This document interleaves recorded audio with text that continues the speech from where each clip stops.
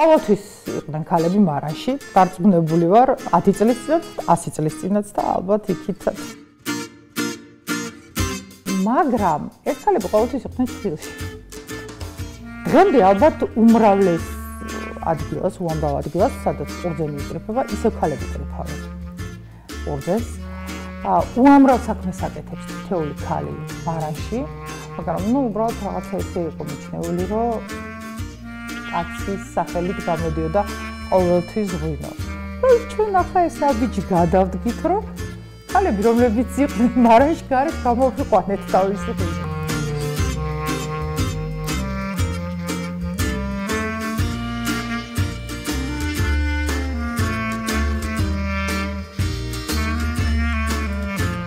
მე უფრო მარნის საქმიანობაში ვარ ჯერჯერობით ისეთი აქტიური, როგორც მომწონს მე თვითონ და ვისურვებდი, რომ ვენახში უფრო მეტად ვიყო ჩართული. წელს ძალიან აქტიურად მოგვიწია საწმახელში მუშაობა და ისე აღმოჩნდა, რომ 5 კილო დავიკენე.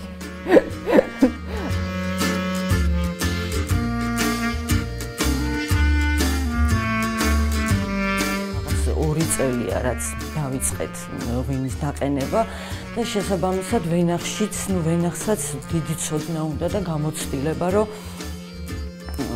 მიხედო. აი ასე მივდივართ რთველამდე და მერე უკვე იწყება საერთოდ სულ სხვა პროცესი, რომელიც არის რაღაც არ ვიცი, საიდუმლო თუ სასწაული ვერ ვიტყვი, იმიტომ რომ ის მოყვანილი ყურძენი რომ მერე ამ სითხეთ იქცევა და ყველა ქვევრში ღვინოს თავისი გემო აქვს, ყველა ბოცაში ღვინოს სხვადასხვა გემო აქვს და ყოველ წელს მართლა ეს წელი ისე აისახება ხოლმე ამ ღვინოზე, რომ არ ვიცი, ჩემი ღვინო იყიდება იაპონიაში, ამერიკაში, საფრანგეთში, დანიაში.